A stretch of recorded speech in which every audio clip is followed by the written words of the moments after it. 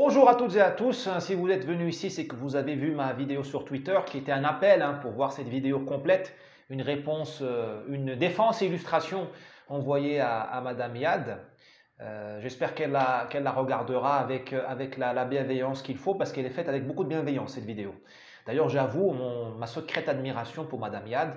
Je la trouve fort charmante et fort intelligente. Elle me rappelle à titre très personnel et intime une Fatou. Fatou, ma copine du jardin d'enfants de Madame Bouchiche à Rabat, rue d'Ifrane. Voilà. Si ma mère voit cette vidéo, elle se rappellera très bien de Fatou, ma grande copine sénégalaise d'ailleurs. Je crois qu'elle était fille d'un diplomate sénégalais au Maroc. Donc là, je n'ai aucune animosité contre Madame Yad, bien au contraire. Bon, et je ne vais pas l'attaquer de manière brutale. Ce n'est pas parce que je ne suis pas d'accord avec elle sur un point ponctuel que j'en fais un ennemi, loin de là. Nous autres, du côté droit de la force, nous ne sommes pas sectaires et nous ne sommes pas des talibans. Nous ne sommes pas chez France Inter ici. Nous sommes entre gens de bonne compagnie. Nous avons été éduqués, et bien éduqués, je l'espère, au berceau. Hommage à nos parents, à nos anciens. Bon, allons au sujet. Madame Yad dit que la statue de Colbert représente pour elle une micro-agression. Très bien. Si on suit son raisonnement, son indignation, alors tout le Sénégal devrait lui être une no-go zone, une zone de micro-agression. Parce que le Sénégal a pratiqué l'esclavage sur lui-même. Je veux dire, on sait remonter aujourd'hui par les patronymes des familles sénégalaises, on sait qui a été esclave il y a juste 100 ans, il n'y a pas de 1000 ans, 100 ans, ou qui était esclavagiste. J'ai étudié, j'ai lu des rapports d'ethnographes sur les sociétés sénégalaises anciennes. On est en 1880, on n'est pas en moins 500 avant Jésus-Christ. Il y avait, notamment chez les Gajaga du Sénégal, il y avait une société de castes, comme en Inde, 3 castes. Vous aviez l'élite, ou maraboutique, ou guerrière. Vous aviez une caste d'affranchis qui étaient des clients de ces élites, donc les artisans, certains, disons, des collecteurs d'impôts, des choses comme ça, et vous aviez une caste d'esclaves. Et dans les esclaves du Sénégal, des noirs par des noirs, vous aviez les esclaves domestiques et des esclaves qui étaient plutôt bien traités, puis ils avaient des esclaves qui n'avaient même pas le droit de garder leurs enfants. Ils ne transmettaient pas leur patronyme, mais leurs enfants étaient des espèces de marchandises que l'on prenait l'enfant à la maman, puis on le vendait. Voilà. Ça, c'est le Sénégal, avant l'arrivée de la France. Et tout ça, c'est très connu. Je veux dire, les tirailleurs sénégalais dont on parle, et que j'admire d'ailleurs, pourquoi des Noirs ont rejoint la France tellement facilement quand la France s'est installée au Sénégal ou en Afrique de l'Ouest? Bien parce que c'était les anciens esclaves. Ils ont trouvé dans l'uniforme français une manière de se venger de leurs anciens bourreaux. Le caractère vaillant, le courage du tirailleur vient de ça. C'était les opprimés de la veille, les damnés de la terre. Et ils ont dit, voilà, en devenant soldats français, j'ai un statut. C'est pour ça qu'ils se sont battus avec la France avec l'énergie du désespoir. Parce que c'était soit ça, soit devenir esclave. C'est ça la réalité du Sénégal.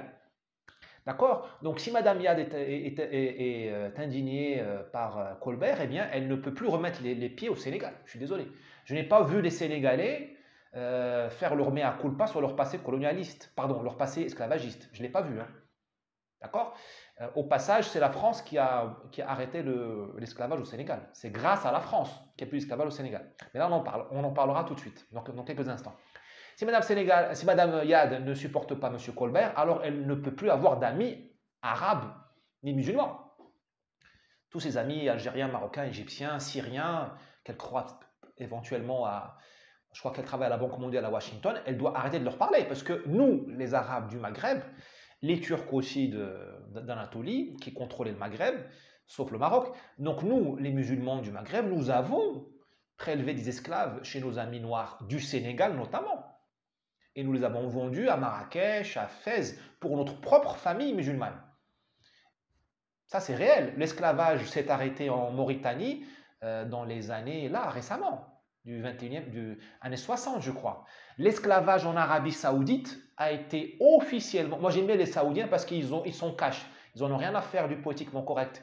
Ils sont tellement riches qui se permettent de ne pas se... Bon, j'allais dire quelque chose de méchant. Donc, l'esclavage en Arabie Saoudite a été banni récemment, dans les années 60 aussi, 62, 68, je ne sais plus, par le grand roi Faisal, qui d'ailleurs a été assassiné quelques temps après.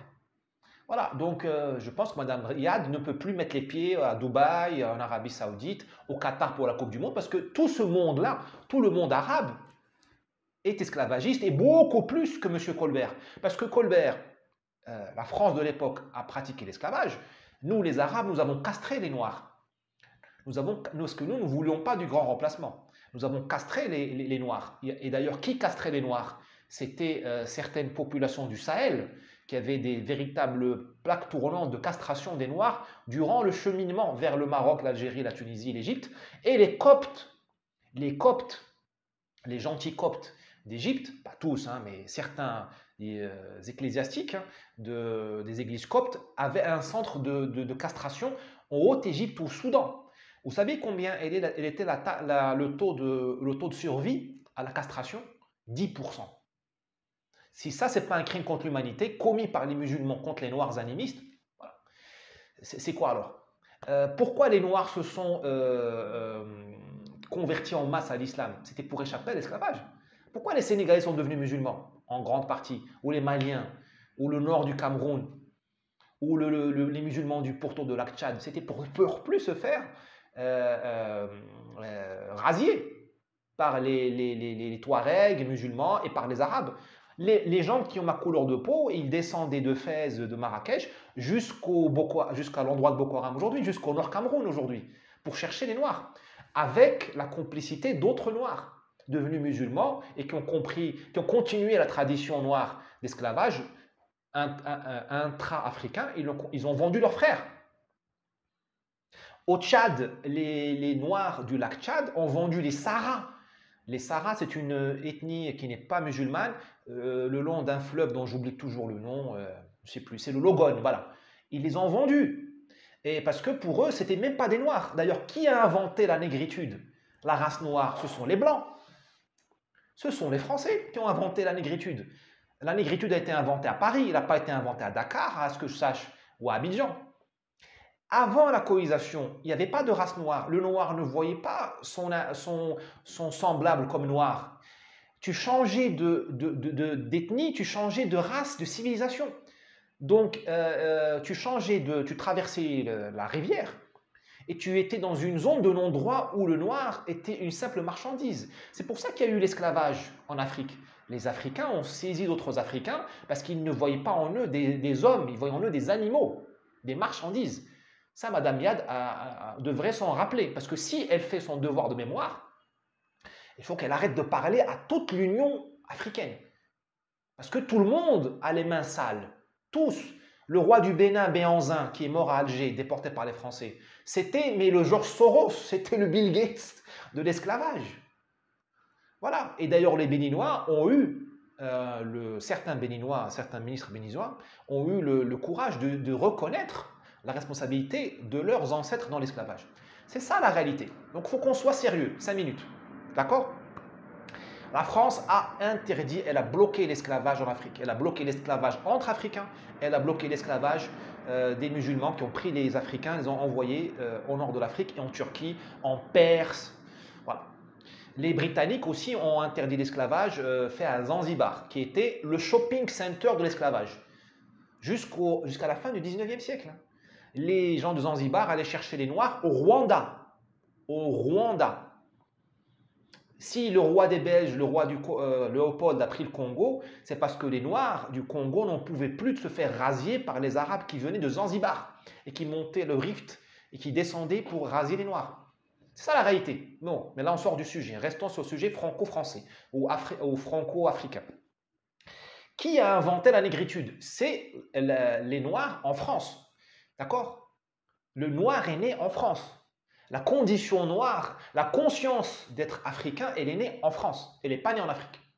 D'accord? Sédar Senghor, Aimé Césaire Lantier, des gens comme ça. D'accord? Quand Sédar Senghor était agrégé de grammaire à Paris, quand il donnait des cours à Louis le Grand, le berceau de l'élite française, en 1932, quand, je dis bien, Léopold Sédar Senghor, un noir sénégalais catholique de l'ethnie sérère, quand lui donnait des cours à des blancs leur donnait des notes, qu'on lui soit sélectionné les blancs. Il était agrégé de grammaire, c'est pas rien. Agrégé de grammaire, de normal sup. Quand Senghor était employé à Paris et Louis-le-Grand, les Américains, surtout du Mississippi, s'interrogeaient encore si les Noirs étaient des êtres humains. Ça, j'espère que Madame Yadé le sait. Quand les Français donnaient des diplômes de normal sup aux Noirs, les Américains hésitaient encore à avoir des Noirs à l'université américaine. Ok, en 1932, Sédar Senghor, il prenait son café tranquillement au De Mago, boulevard Saint-Germain. Les Noirs américains se faisaient lyncher par le Ku Klux Klan. Quand même un petit peu de... Il faut un peu comme dit un proverbe marocain, celui qui gagne, il doit avoir la miséricorde. Les relèves Kiev. Madame Yadé adopte les théories woke, qui sont les théories du moment, c'est les théories suprémacistes du moment, qu'on le voit en poupe, mais il faut être un petit peu miséricordieux. La France, ce n'est pas les États-Unis. Dans les années 1914-1918, les officiers blancs américains étaient en rage contre l'état-major français parce que les Français laissaient les Noirs américains de l'armée américaine de Pershing, ils les laissaient fréquenter les prostituées françaises. Et les soldats américains disaient mais c'est pas possible, un Noir américain ne peut pas coucher avec une prostituée française. La France n'avait aucun problème à laisser les soldats américains noirs qu'on fréquentait le cabaret ou le music hall. Voilà, les Américains, nous avons des archives, des courriers. En 39-45, c'était pareil aussi. Voilà. Donc, la France, ce n'est pas les États-Unis. Donc, il ne faut pas être trop méchant avec la France. Ensuite, la France a fait le Sénégal. Qu'est-ce que c'est que le Sénégal avant la colonisation? Qu'est-ce que c'est que la Côte d'Ivoire avant la colonisation? Pardon. Ça n'existait pas. La France a fait le Sénégal. La France a fait le Mali. Et c'est Léopold Sédar Senghor, qui est le président du Sénégal de l'indépendance jusqu'aux années 80, qui est le père de l'indépendance du Sénégal. Et il l'a dit, il l'a écrit. Sans la France, il n'y avait pas de Sénégal. Il y avait des tribus, il y avait des peuples qui se détestaient, qui se rasiaient les uns les autres. La France de Colbert a fait le Sénégal, parce que les Français ont pris pied au Sénégal très tôt, dès le XVIIe siècle, dès l'époque de Colbert. Donc le Sénégal est le fils lointain de Colbert. Le Sénégal est l'enfant, le fils légitime de Faidherbe. C'est la France qui a fait le Sénégal. C'est la France qui a donné les limites au Sénégal. La France et les grandes confréries sénégalaises, les Tijani, les Mourides. Le Sénégal d'aujourd'hui, ce pays stable, ce pays amical, ce pays, j'allais dire, sérieux, il n'est pas complètement... Aucun pays d'Afrique, à mon avis, n'est sérieux. Parce que si nous nous aimions nous-mêmes, nous ne serions pas pauvres. Nous ne serions pas émetteurs d'immigration, nous serions récepteurs d'immigrés. Ça, c'est un autre sujet. Ce pays sympa, ce pays attachant, ce pays qui n'a pas connu de coup d'État depuis son indépendance, cette exception africaine, ce havre de paix en Afrique, ce pays où il y a encore un peu d'espoir, c'est le fils de Faidherbe et de Colbert un peu, et le fils des Tijani et des Mourides, Amadou Bamba et autres. Je ne rentrerai pas dans les détails, mais le Sénégal a été construit par la France, méchante, raciste, a donné au Sénégal la formule magique pour exercer le pouvoir, l'État-nation, l'administration. Tatillonne avec les timbres, avec les préfectures, avec les conseils municipaux, avec la police, avec la gendarmerie, avec la séparation des pouvoirs. La France a appris ça aux Sénégalais. Les Mourides, et mes grands amis les Tijani, ils ont donné au Sénégal une colonne vertébrale invisible qui est celle d'une confrérie religieuse qui absorbe les chocs, qui calme les fanatismes et qui désigne, disons la vérité, les présidents du Sénégal. Voilà, c'est ça le mariage du Sénégal. Ça, c'est la France et les Mourides et les Tijani qui ont fait ça. Donc, il faut savoir reconnaître ce qu'on doit à la France. Il y a eu le négatif, mais il y a eu aussi ça. Sans la France et sans ce que je viens de dire, il n'y aurait pas eu de Sénégal. Pour terminer, je reviens moi aux géants de l'histoire, parce que le Sénégal a eu ses géants. Monsieur Senghor, Monsieur Mamadou Diaye, je crois, Premier ministre. Après, il y a eu Diouf. Bon, je suis plus réservé sur Diouf, Abdou Diouf, mais Senghor, c'est un génie, c'est un poète et un homme politique. D'accord? Et Senghor, lui, il ne voulait pas de l'indépendance. Nous avons les lettres de Senghor. Il ne voulait pas d'indépendance. Il voulait d'une association avec la France durant une vingtaine d'années, le temps que le Sénégal mûrisse. Bon, l'indépendance a été donnée au Sénégal en 60. Et Senghor, contrairement aux indigénistes et aux woke que nous avons aujourd'hui, il a gardé dans son gouvernement plusieurs ministres blancs français. Un certain Jean Collin, qui était ministre de l'Intérieur du Sénégal jusqu'aux années 90. Les Sénégalais, ils n'étaient pas des racialistes, comme les imbéciles que nous avons aujourd'hui, que